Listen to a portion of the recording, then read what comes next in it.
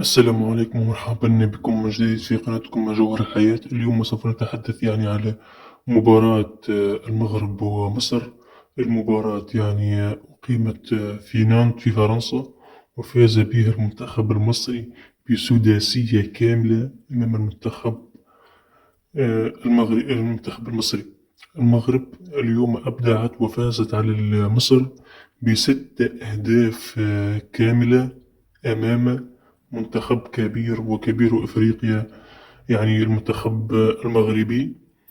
المباراة كان في من كان زلزولي من افتتح المباراة. افتتح الهدف الأول الزلزولي، ثم سجل رحيمي، ثم سجل بلال الخنوس، ثم سجل النقاش، ثم سجل سفيان رحيمي، وفي الأخير سجل أشرف حكيمي. مباراة هدف ولا أروع من بين أجمل الأهداف اللي رأتهم في دورة الألعاب الأولمبية. هدف حكيمي السادس كان بمثابة رصاصة الرحمة على المنتخب المصري. أنا جدا سعيد بهذا المنتخب، والمنتخب هذا كان يستحق الذهبية، وجميع المحللين الرياضيين في العالم قالوا بأن المنتخب المغربي يستحق أن يتحصل على الميدالية الذهبية.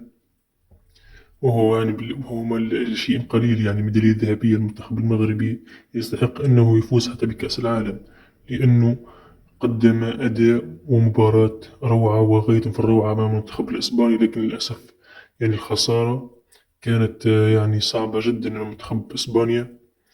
لكن شاءت الأقدار أن نعوضها في مباراة ضد مصر، والفوز بالميدالية البرونزية المستحقة.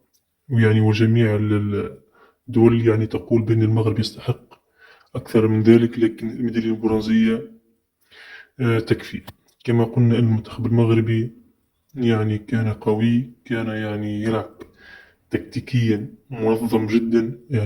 شخص المدرب السكتيوي كان مدربا قويا جدا وقوي الشخصية، أثبت من جديد أنه يستطيع أن يقود المغرب في الفوز، وفي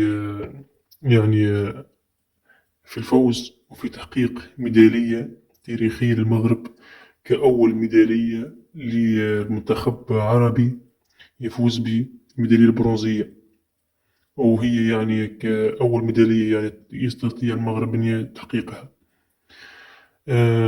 سفيان رحيمي هو الآن في المرتبة الأولى في ترتيب الهدافين. إن شاء الله يصبح أفضل هداف الدورة. ونتمنى المغرب أن يتقدم أكثر فأكثر. والسلام عليكم ورحمة الله وبركاته.